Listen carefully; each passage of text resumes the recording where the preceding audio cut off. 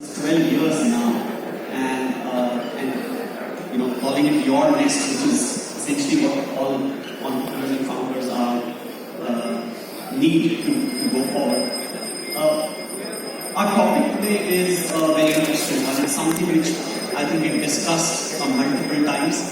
I'm going to request again to the people at the back that the amount of sound we are getting from the back. Yeah, can we just the sound is just very high, and I apologize. Either you can take your conversations out, and that's encouraged. Thank you. I still haven't received that kind of, that's okay.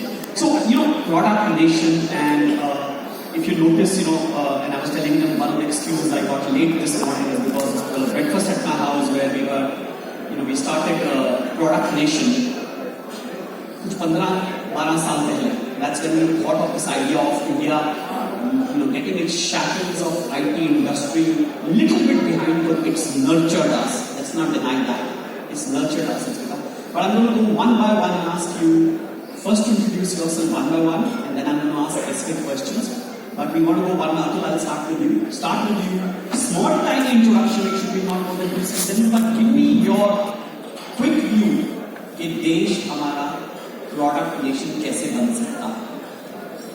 Thank you. I'm Atul and I come from a remote place called Bastar and I'm basically based at Indore. I'm an entrepreneurship educator from Stanford and I'm Bangalore and IIT Hyderabad and I'm an entrepreneurship educator also. And I started entrepreneurship journey as a mentor and educator when my mother said that entrepreneurship is not everybody's ballgame.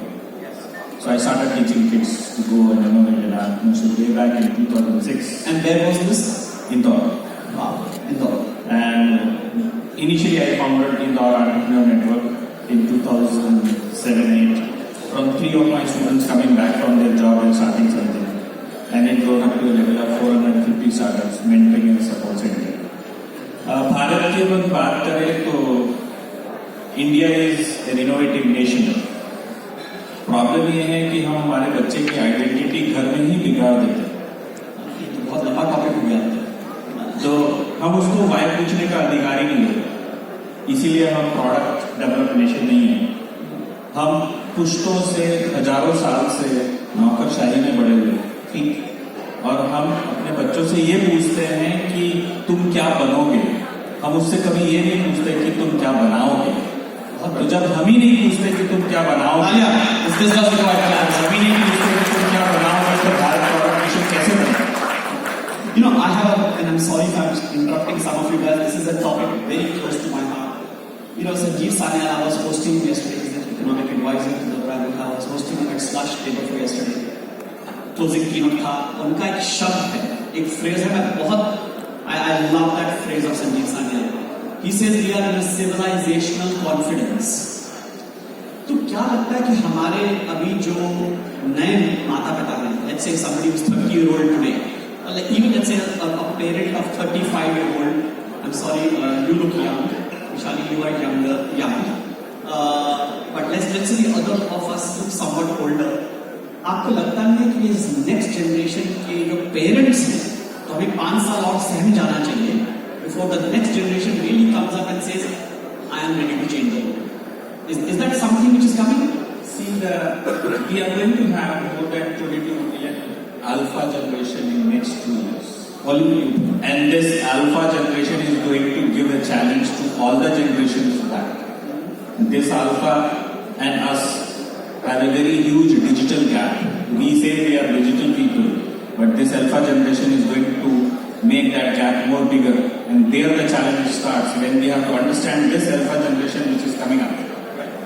They are enough mature, they are enough innovative, they are enough creative. And they know, and they ask today's parent why we should do this. I like what you want to say. Vishali, coming to you. Hi, thank you so much for the time and STPI for inviting us. I'm Vishali. I lead the chapter for startups and sustainability in India for AWS, where we focus on founders and startups who are building for public sector. When I mean public sector, we're talking about government in both state and central government initiatives and PSUs as well. So something I want to maybe delve into as we go during the discussion. Just adding up to what we discussed from Alokji, I think the resources that we currently have for us to become part to product nation, we just have to maybe realize the potential of it. As we call, youth is used less, we're actually used less, and I think that's how we'll have to maybe look at developing a product nation and leveraging more of resources that we have, looking forward for that. Lovely. Girish? Hi, my name is Girish Shivani. I am one of the founding partners at Your Best Venture Capital. We are a tech fund based out of Gurgaon. We are, the entire product nation thesis is very close to our heart. We looked at close to 22,000 opportunities in the last 12 years. And we are today investors in about 30 of them. And close to 80% of them are actually products that have been built out of this country. Within the portfolio, we own about 70 patents, another 20, maybe 25 to be filed in the next 18 to 24 months more. So that's how sharply we are focused on the product thesis. And I think the next $1 trillion opportunity out of India is actually going to be how technology modes are being built around the products that some of our founders are taking out to the world. And that's how we think this entire thesis is going to pan out over the next couple of decades. Lovely. Commander sir, first of all, fighting people in the waters, the high seas, and then, thinking about a product nation. I would love to hear that. Yes, absolutely. From that, I trained as a surface warfare specialist in the Indian Navy. So the world of IT, where I am presently now, and cybersecurity, where my power. Yes. So from this, what I want to instill in the audience is that do not look at what is it that I can do. Just look at what needs to be done, and then develop your capability, develop your abilities to do that aspect, and then go forward and do it. The first step, obviously, is the most difficult step, but then thereafter the journey becomes smoother as you go on that journey. Keep your focus, keep your aim absolutely clear, and definitely you will achieve the goals that you have set for yourself. Lovely. Nihar, again, somebody whom I've known for some time, seen your journey. Go ahead and tell us what you said. After working for almost 20 years with companies like Infosys, Microsoft, Jazz and I colleagues, I ventured into IT consulting. But then, as the startup space was growing, I also a co-founder for a tech company called Travel Excel. We provide group travel solutions to the large travel conglomerates like Thomas Cook, STPI. So almost 67% of the incentive travel or the good travel across India happens through our country. So that's what we have achieved in the last 6 to 7 years. Thank you. Himanshu Scoop-Link. Good morning, everyone. My name is Himanshu. I completed my BTech from IT Calgary in 2000. I'm the founder and CEO at Scoop-Link. Our mission is to provide affordable and quality education using a hybrid tech learning platform with one active content focus on the K-12 segment. My journey has crossed from working with core compilers technology with designs from AOE to take 24 hours to compile and making compiler code to bring it down in 5 minutes. Then move to international marketing and sales, and now working in global education. Why India has to be a product nation? Because India आज सिर्फ India नहीं है, India Bharat भी है. आप उसको India 2 बोल सकते हैं, इंडिया 3 बोल सकते हैं. Since I'm in the education sector, education sector का ये एग्जाम्पल आपको एक डेटा पॉइंट देता हूँ. भारत में 15 लाख स्कूल हैं, जिसमें से 85% स्कूल आज रूरल एरिया में हैं. भारत में 26.5 करोड़ बच्चे स्कूल जाते हैं, जिसमें से 90% बच्चे वर्नाक्युलर स्टेट बोर्ड स्कूल में पढ़ते हैं. इन 15 लाख स्कूल्स में से 10.5 लाख स्कूल गवर्नमेंट स्कूल्स हैं, जिसमें से 1 लाख ऐसे स्कूल्स हैं जो सिंगल टीचर स्कूल हैं. एक टीचर सारे सब्जेक्ट सारे ग्रेड्स पढ़ाते हैं. अभी एक वीडियो स्कूल है जहाँ पे 5 स्कूल के बच्चे एक ही क्लास में बैठ के साथ में पढ़ते हैं. ब्लैक बोर्ड को 5 वर्टिकल्स में डिवाइड कर दिया गया था और उसमें 5 स्कूल की एक ही टीचर बैठ के उसी क्लास में पैरेलल में 5 डिफरेंट सब्जेक्ट्स 5 डिफरेंट ग्रेड्स को पढ़ा रहे हैं. तो आज हम चैट जीपीटी से बहुत ब्रॉड है, इट्स AI इनोवेशन, बट आज भी भारत में ऐसे स्टेट्स हैं जहाँ it is an optional subject, and that is why we need to build products in India for India. So, I'm going to take this as a starting theme and then we'll go to two things we talked about. ये इतनी ज़्यादा dichotomy हमारे देश में, हम जिस मर्जी angle से हमारे देश को देख लें, I mean, we can draw data from all the angles. Let me ask you all the public people,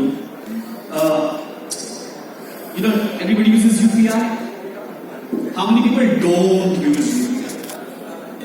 You know what our UPI statistics are as of this morning?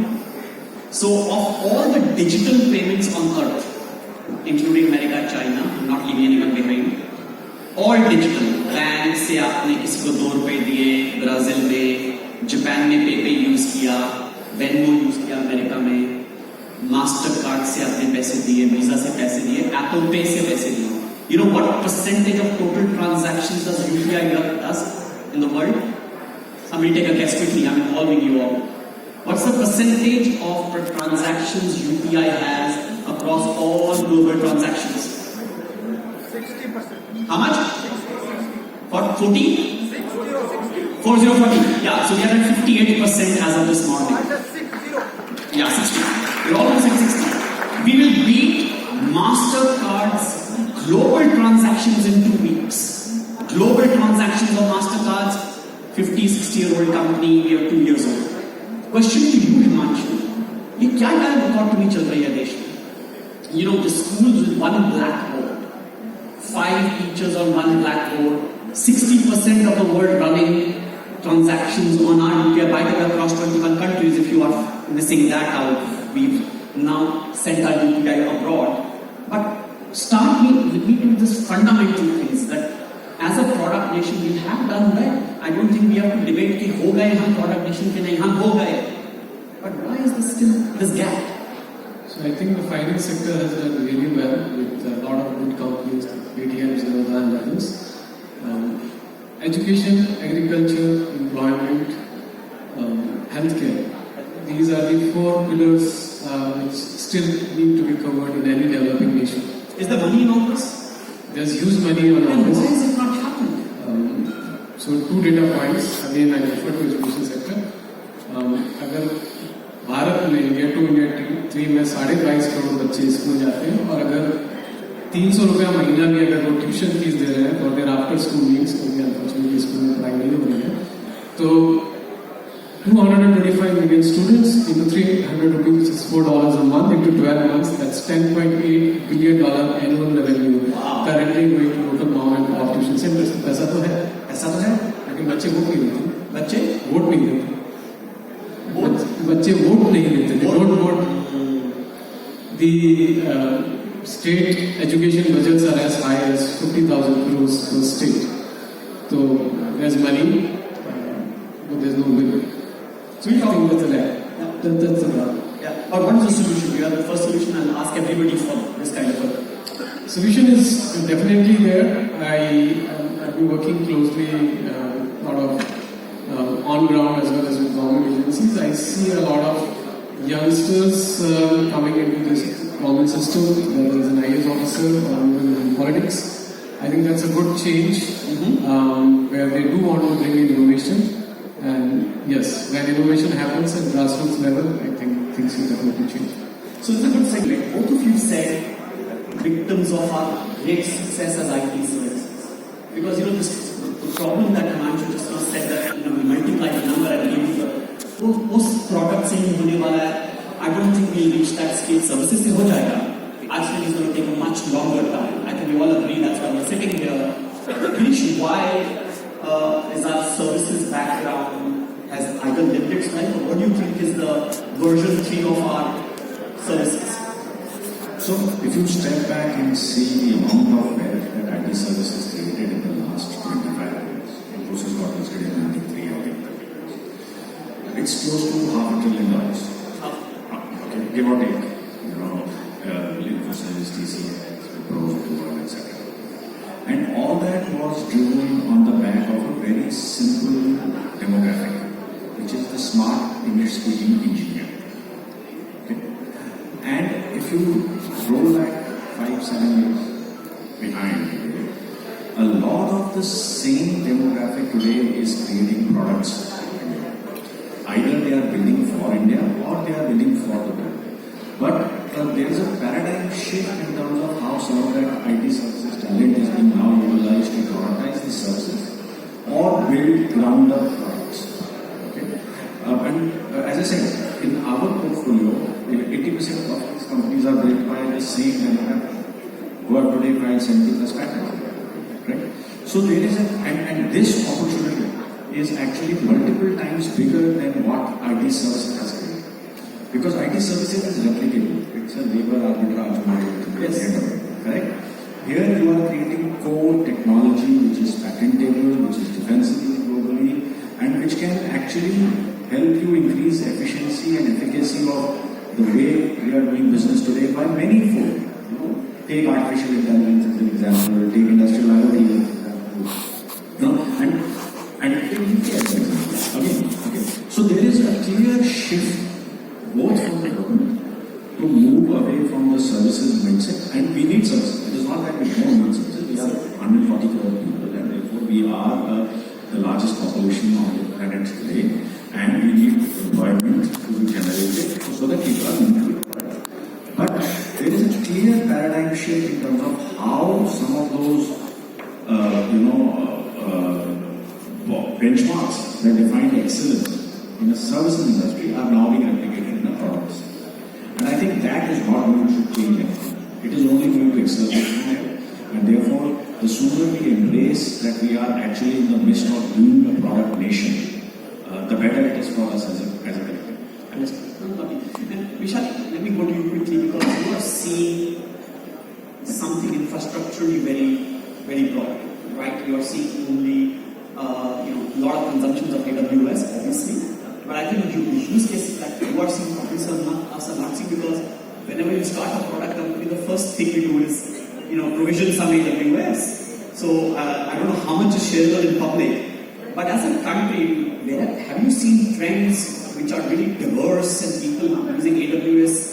Everybody wants your credits of it, but have you seen some new green shoots in our products as a country on AWS? No, absolutely. I think I agree with Mr. Girish in terms of how we definitely need services and also build a parallel world of product nation because India is a very diverse country when it comes to platforms and products and the larger portfolio that we run. I can maybe I'm not really sure if I can call out all the names of these respective organizations that are using AWS to build various solutions, but some use cases include anything from agriculture to aerospace to judiciary to public sector undertakings as well, something in the oil and gas space. In fact, yesterday I was speaking to a customer who's leveraging a particular IoT tool, IoT and the platform that they're building that leverages to detect and understand more about the fly ash. That it's basically a fly ash monitoring solution that they've built in, and this is being used by quite a lot of PSUs who are in the energy and power space, and of course in the mining space as well. There are quite a lot of startups that are building in the judiciary space. As simple as I think one of the startups that's building transcribe solutions for Supreme Court of India as they run through video judgments as we speak post-COVID, and summarizing the hearing and the whole case that they currently have been built on both the parties, including with the judgment that's being given by the respective court and the opposition, and the whole dialogue that happens between all of them. As a summary, leveraging generative AI. In Delhi, as we speak, the CTO sits out of Supreme Court for the last 2 quarters and is building that. So something in the judiciary space that's quite interesting. There's some solutions that are being leveraged from a drone perspective to understand how are SDGs being unlocked in various villages in India. In terms of the larger piece of land and property tax management, leveraging that for, how can they solve for a few SDGs. There's something that's happening in the healthcare space within genomics.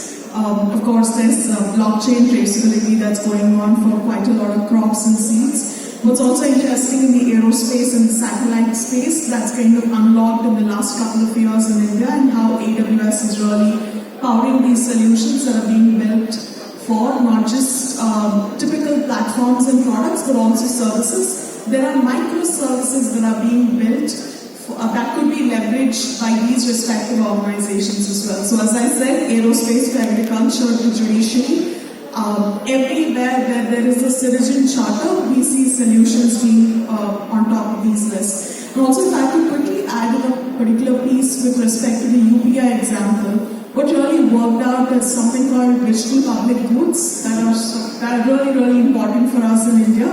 I know there's a long way to go with respect to how do we retrofit it to other sectors, but digital public goods and digital public infrastructure are, I think, immediate and the next set of things that we all need to maybe look into when we speak about products, where we're talking about open software, open data, and a lot of other things that are keeping in privacy for the respective citizens, but are also accelerating the innovation and the growth that we're all taking in the current state of affairs. I don't know if that answers the question. So that's lovely, because I think you give us a spectrum and also gave me the segue to the next question. I do feel digital public goods in India have played a very large role. My next segue to the same thing is that I think we've done very well in building the India stack out, and being a founder member of that, we didn't start out doing that. We fell into it, and in many ways, our product nation is certainly a large part of people like STPI, the government and stuff like that, and our founders. But हमारा time आ गया, and it just happened like that. I think we all now know that we've tasted it and we're going to go forward. How much of what people are seeing as a product nation is products for India, and how much are you seeing products built from India for the world? Because we need both. We need both of that. Yes, absolutely. That was one of the founding thoughts that we had 10 years back, about a couple of weeks back. That was our start of the journey. Security products, especially cyber security products, are overwhelmingly not made in India. So we started this journey with a specific purpose of making cyber security products in India, for India. You made a mention of the phenomenal growth of UPI transactions. If you juxtapose that graph with the frauds that are happening on UPI platforms, it follows a similar trajectory.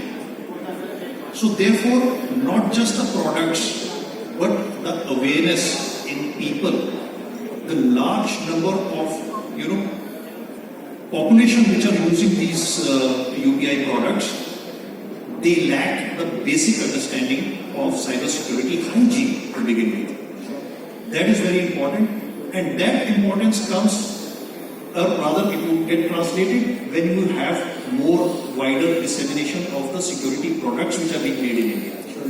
That is one of our key focus areas that we are working on.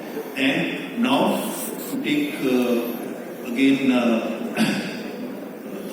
taking from what your point was, we are making products for global environments, for global companies now, and we are making them in India. We have our own data centers, we have our own data scientists who are working on machine learning algorithms specifically for cybersecurity issues. So this is something which we are seeing quite rapidly happening. And did you start in India? Was the products very India focused? Yes. And that's why. So because for India, for Bharat, and now you are correct, a globally focused company. Absolutely. That's so first 7 or almost 8 years of our existence, we were exclusively focused on India. It's only the last 2 or 3 years that we have started expanding globally with our products. We started off with our services, security assurance services, because it takes time to develop cybersecurity products.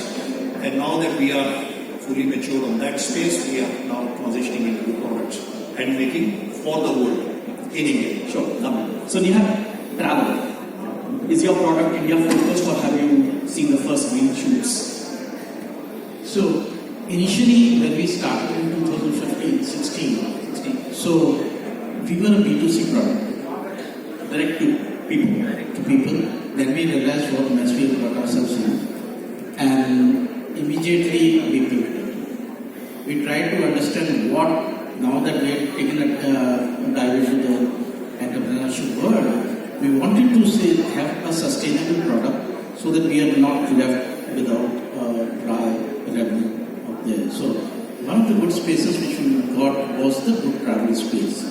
And from then till now, we have had 4 pivots, and now is that we have been able to capture the market. So one of the important aspects which Jas will be asking is what sort of product-oriented roadmap or a nation we should look at. One thing is the cultural shift. That if you have taken a dive into entrepreneurship, don't be afraid of pivot. Pivot is a necessity. I think people, I was telling that Atul also believes strongly in what we are talking. It is so hard to be a founder in this country. You come out of so much of trauma to be one, and let's say even if you are 1/10 successful against so much of trauma, and then somebody comes and tells they are about to pivot करना है. Oh my God, 1/10, दोबारा से एक और पहाड़, and then another pivot. And I think that is where, I think as a product nation, from a culture, I'm going to come to you, our culture as a product nation is, it's so hard to be a founder, though that's changed significantly, if I may say so, in the last 5 years. But still, I think we are at the first pivot of pivoting as a country. So I think we just crossed the first pivot where people are saying to each other, it's okay to fail, it's okay that this product has not found a product market fit, try another one, right? And I'd love to hear anybody who has thoughts on this one, that, what do we need to do to inculcate in founders to become a more product-oriented founder? Anyone? See, it's all about grit. All about Grit. grit. We have to develop that grit to encounter all the obstacles and limitations. And when we talk about entrepreneurship, it's the longest ship of the life which you travel. So it's always going to travel. So of course the challenges and limitations will come, and it only comes to the entrepreneurs, and they are the real problem solvers. So pivot is a part of the parcel of entrepreneurship. So, but more the failure exists, the more successful you are. You know what mistakes you did, and you never repeat it back, and you of course design a new plan to be successful. So that's trial and error method where pivoting comes and exists, and it will go on. Good. The सवाल अब गिरीश को है, how many pivots will you allow your founder before you say बस यार तेरे बस का नहीं है? I don't think I can give you a straight answer, okay? Because it's a function of how large an opportunity are you chasing, where you are on the product market fit life cycle, what is the competitive landscape. The decision to write a check, and especially at the stage at which we come in, is actually all about the founders than anything else. That is the biggest decision matrix for us. In fact, in our fund, we have a full-time general partner whose only job is to evaluate founders and their teams and help them to grow and scale and get the right set of people internally, from a higher perspective. And that's how sharply, especially at an early stage, we are focused on the founder mentality and what is it that drives them. Atul talk about great conviction, tenacity. It's not about failing. 8 or 10 times you will fail. It's how efficiently you fail, how quickly you fail, how capital efficient are you when you are actually building out new products, and how much time are you taking? Because every month that you linger on a product which is not working is draining your balance sheet. And therefore, fail quickly, fail fast, move on to the next one. We are all fine. Interesting. No, I think the last thing that I want to have all of us talk about, and I'm personally very biased, and I'm asking this as my personal question. Hopefully, people benefit. I think our country started producing more B2B entrepreneurs. I think the B2C people either give up early or need lots of capital and needs lots of nurturing as a product. I think B2B is actually, you can growth hack your way, call some contacts and get your way through. Because, I was telling to some of you that, the WhatsApp of India is WhatsApp. US में बहुत कम चलता है WhatsApp. The Facebook of India is, yeah, we do have a good Paytm and a good Swiggy and a good Ola and a good Uber and so we do have that. But I've started believing that we still need to take some audacious, moonshots and be successful. I don't mean for the sake of it. I mean we yet to produce, because our country is very, very unique. We have so many use cases. Your school example, so many unique cases as a country which I don't think exist outside this country. But what is stopping these founders looking at India, seeing the problems that we face as a nation, and create very large B2C products?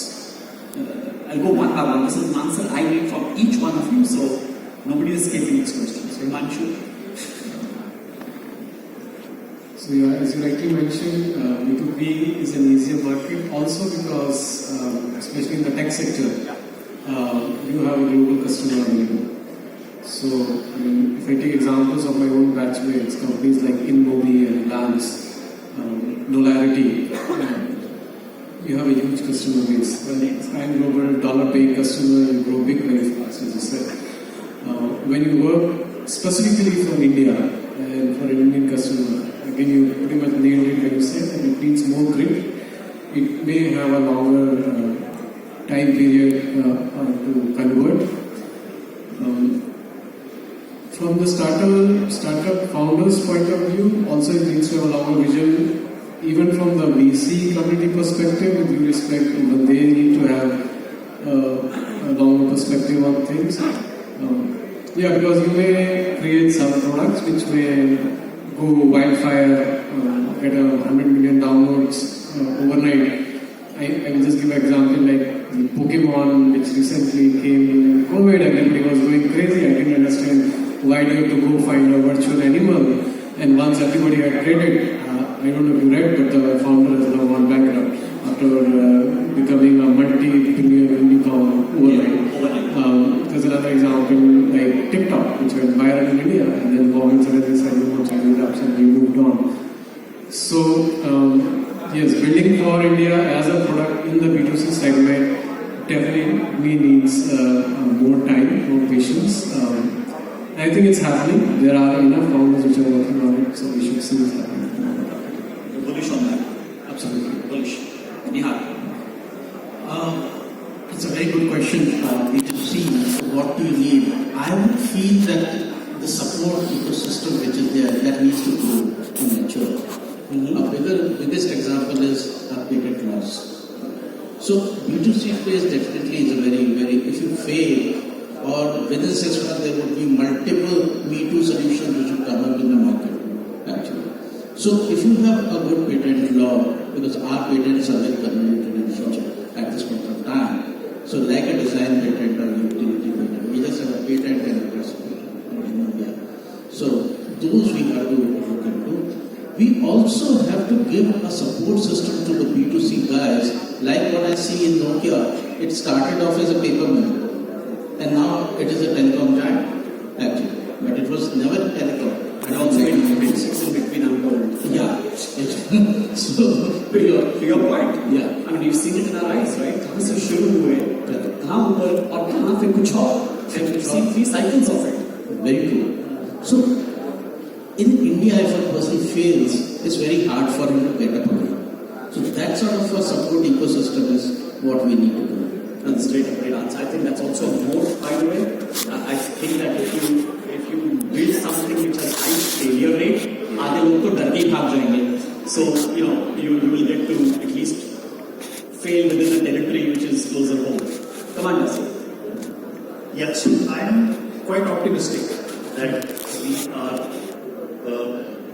developing into a manufacturing nation. From the earlier conceptualization of manufacture is something you could hold in your hands, and machinery, some product, things like this table, etc. Yes. We have now transitioned into a thought process that yes, products also mean something which you cannot hold, which is there in your pocket, which is there in your laptop, which is there in your mobile device. That has got equal value, if not more, certainly. Starting from the services, IT services industry, which was about 30 years back, to now that we have got the confidence of making software, IT systems. We have now got the confidence that yes, we can make world-class IT products also. And this transition you are seeing over here. You see the group of people that are here. Majority of them are entrepreneurs. Majority of them are small startups who have created a niche product which is serving some specific needs. Himanshu is the best example right there, and so are the others. So this is a journey which is taking place. Let's not be too hasty in saying that why we haven't come to where we should be. We will reach there. I'm quite optimistic. Lovely. Girish, the person with all the money to invest in B2C founders. Unfortunately, we don't only B2C. We only do B2C. And there's a reason. I rest my case. So we are today the most populous nation in the world. With 140 crore people, we already are a very large consumer market.